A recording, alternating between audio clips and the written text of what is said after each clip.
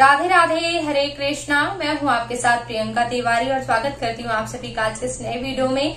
आज मैं आपको हरतालिका तीज व्रत विधि और नियमों के बारे में संपूर्ण जानकारी देने जा रही हूं। सुबह से लेकर शाम तक क्या क्या इस व्रत के नियम होते हैं, क्या क्या हमें करना चाहिए। देखिए, वीडियो लॉन्ग हो सकता है, लेकिन मेरा ये उद्देश्य रहता है कि देखिए, अगर हम व्रत कर ही रहे हैं, मेहनत कर ही रहे हैं, पूजा भी हमको करनी है, भूखे भी रहना, पूरे दिन तपस्या करनी है, तो क्यों ना कोई चीज ढंग से कर ली जाए। तो एक एक नियमों को बताना पड़ेगा, तो इसलिए हो सकता है वीडियो लंबा हो जाए। तो आज के इस वीडियो में आपको जानकारी मिलेगी, सुहाग कैसे लिया जाता है, पारण कैसे करना होता है, विसर्जन विधि कैसे करनी होती है, और दान दक्षिणा अगर ब्राह्मण न मिले तो किसे करना चाहिए, सुहाग सामग्री किसे दान करना चाहिए, मतलब संपूर्ण जानकारी कोशिश करूंगी सुबह से लेकर शाम तक। कैसे व्रत शुरू किया जाता है, कैसे संपूर्ण किया जाता है, कितने प्रहरों की पूजा की जाती है, पूजा विधि कैसे की जाती है, संपूर्ण जानकारी आज इस वीडियो में आपको मिलने वाली है। तो बने रहिएगा इस वीडियो में लास्ट तक। और अगर वीडियो पसंद आए तो हरतालिका तीज से संबंधित कई और वीडियो मैंने बनाए हुए हैं। पूजा तो शास्त्रीय रीत के अनुसार करके दिखाती हूँ, विसर्जन विधि, सुहाग लेना, सभी चीजें करके दिखाई है।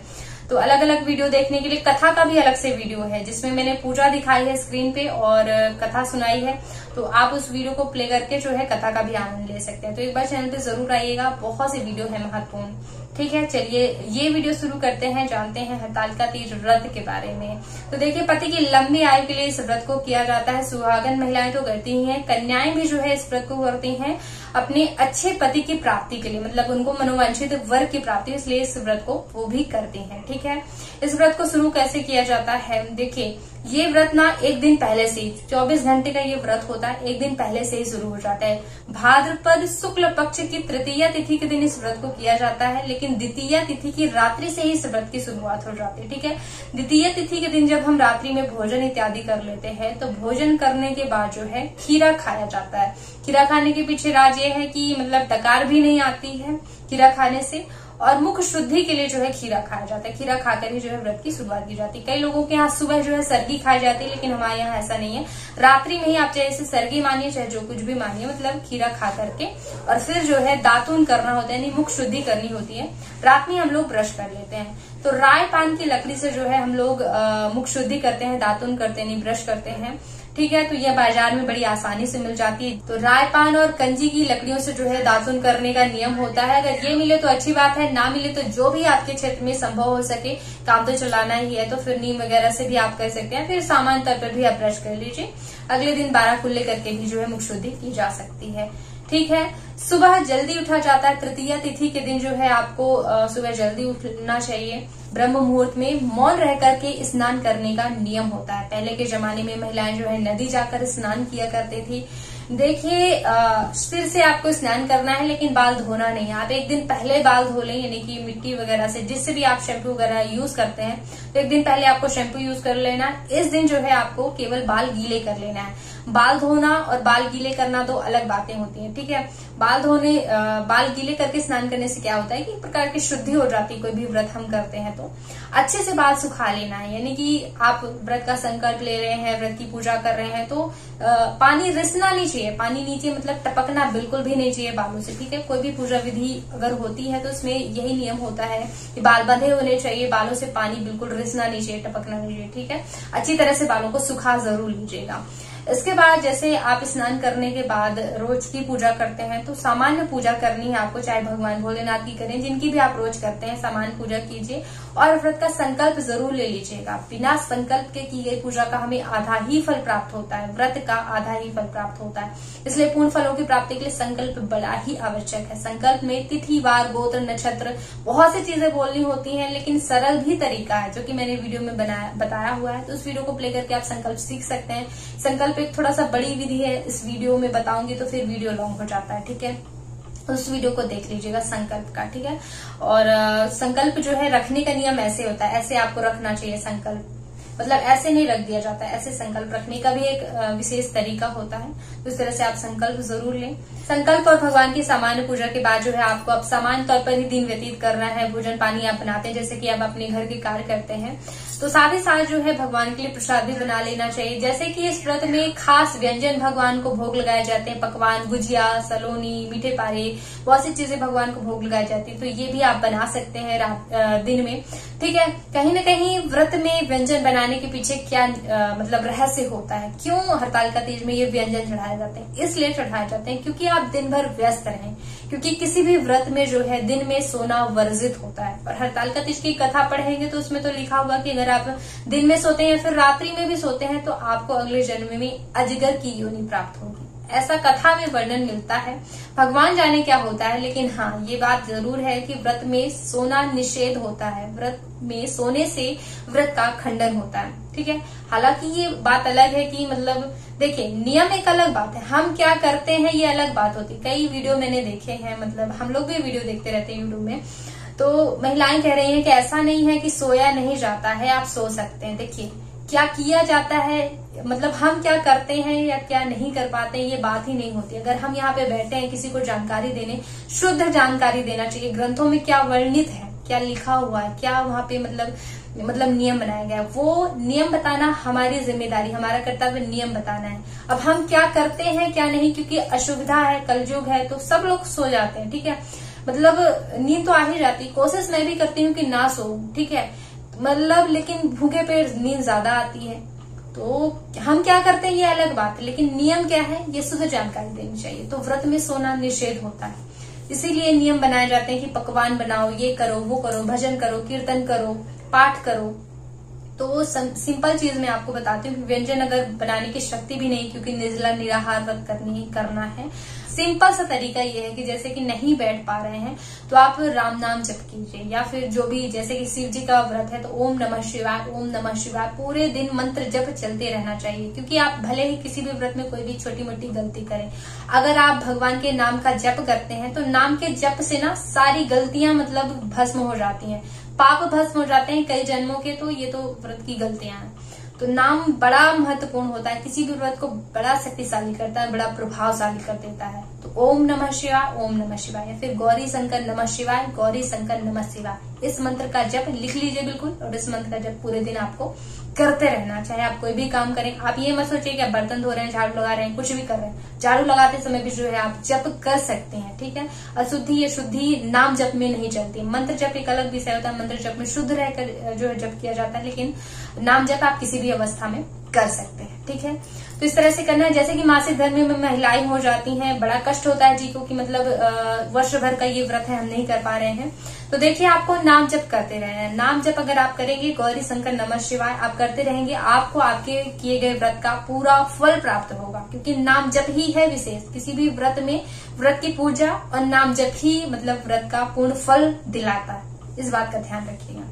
और गर्भवती महिलाएं कैसे व्रत करेंगी, देखिए आप पानी वगैरह पी सकती हैं, फलाहार पर आप व्रत कीजिए। क्योंकि देखिए पेट में एक और जीव पल रहा है, केवल आप व्रत नहीं करेंगे, अगर व्रत करेंगे तो फिर बच्चे का भी व्रत हो जाएगा। तो अगर गर्भवती महिलाएं हैं तो वो थोड़ा सा फलाहार पे भी कर सकती हैं, कोई दिक्कत की बात नहीं है। अगर बड़ी ही श्रद्धा है तो फिर 12 बजे रात के आप जो है 12 बजे के बाद जो है पानी वगैरह पी लीजिएगा, अगर आप करना ही चाहती है तो। वैसे तो मैं कह रही हूँ कि फलाहार पे आप व्रत करें। ठीक है, और बात की जाए पूजा विधि की, तो पूरा 16 श्रृंगार करके जो है पूजा विधि करनी चाहिए। माता को भी सुहाग की सामग्री अर्पित करनी चाहिए। इस तरह से बांस की एक प्लेट आती है, ये बांस का जो है इसको हम लोग छिटवा बोलते हैं। इस तरह से आपके क्षेत्र में मिलता हो तो ठीक है, और इसी पे जो है सुहाग की सामग्री इसके ऊपर रख करके और दान की जाती है। ज्यादा सामर्थ्य नहीं है तो चूड़ी, बिंदी, सिंदूर जरूर होना चाहिए, थोड़ा सा और है तो महावर और मेहंदी जरूर होनी चाहिए। इतनी 5 चीजों तो होनी ही चाहिए। एक ब्लाउज का पीस भी आप रख सकते हैं, अगर ये नहीं मिल रहा है बांस का तो आप एक जो है ब्लाउज के पीस के ऊपर जो 20 रुपए का आता है अस्तर टाइप, उस पे भी रख के जो है आप दान कर सकते हैं। तो अपनी सामर्थ्य के अनुसार, ज्यादा नहीं है तो 1 दर्जन चूड़ी तो होनी ही चाहिए। ठीक है, तो इस तरह से सुहाग सामग्री दान करने से सौभाग्य की आयु लंबी होती, माता का आशीर्वाद मिलता है। और व्यंजन बनाए जाते हैं तो मैंने बताया ही है।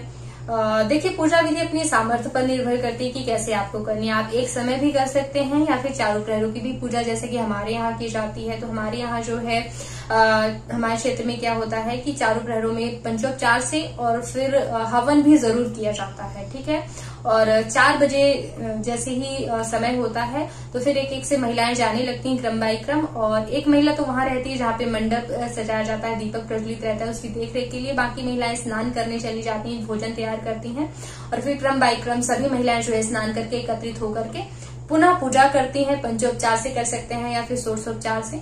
फिर जो है भगवान की आरती करके उनका आशीर्वाद लेने के बाद माता से सुहाग लेती हैं और वहीं पास जो है खीरा खा करके व्रत का पारण करती हैं। पारण करने के पहले जो है एक सूखा अनाज जरूर निकालना चाहिए, एक व्यक्ति के खाने के बराबर सूखा अनाज, चावल, दाल, रोटी, सब्जी, पूड़ी के लिए जो भी आप देना चाहते हो, तो मतलब सूखा एक व्यक्ति जितना भोजन कर सकता है उतना अनाज आप निकाल दीजिए। वैसे तो ब्राह्मण को खिलाने का नियम होता है, पति को खिलाने के बाद जो है भोजन करना चाहिए।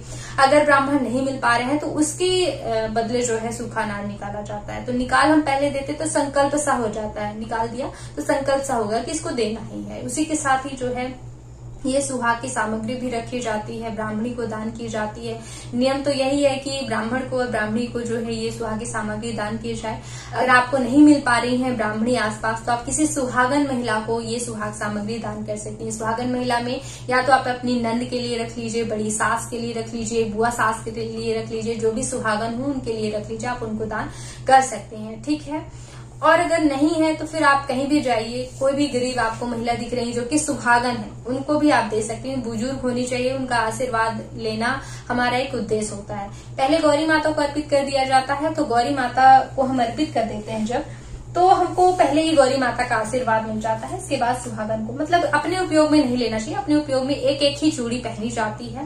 कैसे सुहाग लिया जाता है, कैसे चीर बांधा जाता है, इसके लिए मैंने वीडियो अलग से बनाया हुआ है, तो आप उसको देख सकते हैं और सीख सकते हैं। तो सुहाग सामग्री देने के संबंध में बहुत से कमेंट्स आते रहते हैं कि क्या हम अपनी मम्मी को दे सकते हैं या नहीं। देखिए, मम्मी ने कन्या दान लिया होता है हमारा, और दान की गई चीज से कोई चीज नहीं लेना चाहिए, ऐसा थोड़ा सा मान्यता है हमारे यहाँ। तो इसीलिए बेटी के यहाँ का कुछ नहीं लिया जाता है। तो माँ शायद नहीं लेंगी, और लेंगी भी तो वैसे मतलब देना ही नहीं चाहिए कि वो धर्म संकट में पड़े। ठीक है। आशीर्वाद आप उनसे लीजिए और सामग्री जो है आप किसी ऐसे सुहागन को दीजिए। क्या ससुराल में कमी है, आप रख लीजिए, बाद में दे दीजिएगा। ठीक है। तो ससुराल में ही किसी को देना चाहिए। और इसके अलावा जो है पूजा विधि की भी बात कर लेते हैं। अपने सामर्थ्य के ऊपर है, जैसे कि मैंने बताया 4 प्रहर की या फिर एक समय भी कर सकते हैं। तो अगर आप एक समय घर पर ही करना चाहते हैं, अकेले हैं, तो आप चाहें तो पूरी रात्रि का अखंड दीपक जला सकते हैं, उसकी देखरेख वहीं पे कर लीजिए। अगर आप रात्रि का जागरण नहीं कर पा रही हैं तो वहीं पे सो जाइए, देखरेख होती रहेगी। ठीक है। भगवान को अकेले नहीं छोड़ा जाता है, जहाँ पे भी भगवान का मंडप रखा जाता है। ठीक है। पूरी रात्रि का जागरण संभव नहीं तो फिर आप सामान्य तौर पर पूजा करें और फिर जो है सुबह वापस से जो है दीपक प्रज्वलित करके वापस से भगवान की पूजा करके और फिर पारण वगैरह की विधि कर सकते हैं। तो ये भी कर सकते हैं सामान्य तौर पर, या फिर अखंड दीपक जलाएं, या फिर आप जो है सभी महिलाओं के साथ पूजा करें। तो जैसा भी संभव हो, लेकिन नियम तो यही है कि सभी महिलाएं एकत्रित होकर के जो है पूजा करें और पूरी रात्रि का जागरण करें, भजन कीर्तन में रात्रि व्यतीत करें और सुबह पारण करें। और पारण से पहले जो है भगवान से क्षमा याचना करने के बाद गौरी माता से सुहाग लिया जाता है। गौरी माता को सिंदूर लगा करके और वही गौरी माता का लगाया हुआ सिंदूर अपने माथे पे लगा लेने को सुहाग लेना कहते हैं। साथ ही साथ जो आप चूड़ी माता को चढ़ाते हैं वो एक एक चूड़ी हम पहन लेते हैं, उसको भी सुहाग लेना कहते हैं। जो हम वस्त्र अर्पित करते हैं उसको अपने आंचल पे बांध लेते हैं, इसको चीर लेना, चीर बांधना कहते हैं। और फिर पारण की विधि करनी होती है। वहीं पे जो हम भगवान को खीरा अर्पित करते हैं उसी को काट कर वहीं पास जो है हम खाकर उसे पारण कर लेते हैं। आप जो है छोटे से अंगूठी के आकार के भी जो है शिवलिंग निर्माण कर सकते हैं और हल्दी की गांठ से सुपारी से गौरी गणेश बना लीजिएगा। इस तरह से आप पूजा विधि कर सकते हैं। विसर्जन विधि जो है आप घर के गमले में भी कर सकते हैं। सबसे पहले एक शुद्ध जो है बाल्टी में आप पानी डालिएगा, इसमें विसर्जन विधि कर दीजिएगा। फिर जो है आप किसी गमले में भी डाल सकते हैं। किसी फूल के गमले में ऐसी जगह नहीं डालनी चाहिए, किसी भी पूजा की सामग्री को ऐसी जगह नहीं डालना चाहिए जहाँ पे किसी का पैर पड़े, पैर पड़ने की संभावना भी हो, ऐसी जगह पे नहीं डालना चाहिए। कोई भी फूल पत्री है आप उसको नदी में जल में प्रवाहित करें। बाकी विसर्जन की जानकारी आपको अलग वीडियो में मिल जाएगी और बाकी चीजें जो है आप गमले में भी विसर्जित कर सकते हैं। इसे व्रत कीजिए और दान दक्षिणा करने के बाद व्रत का पालन कीजिए। अगर ब्राह्मण नहीं मिल पाते हैं, क्योंकि सुबह सुबह जो है ब्राह्मण को खिलाकर खाने का वैसे तो नियम है, तो जो है घर में अगर कोई कन्या हो तो उसे भोजन करवा देना चाहिए। ठीक है। गाय को जरूर ढूंढ करके जो है उसको खिला देना चाहिए, फिर पारण करना चाहिए। ब्राह्मण के लिए सूखा अनाज और घर में जो कन्या है, गाय वगैरह मिल जाए, नंदी मिल जाए, तो इन सभी को खिला करके जो है आपको फिर भोजन ग्रहण करना चाहिए।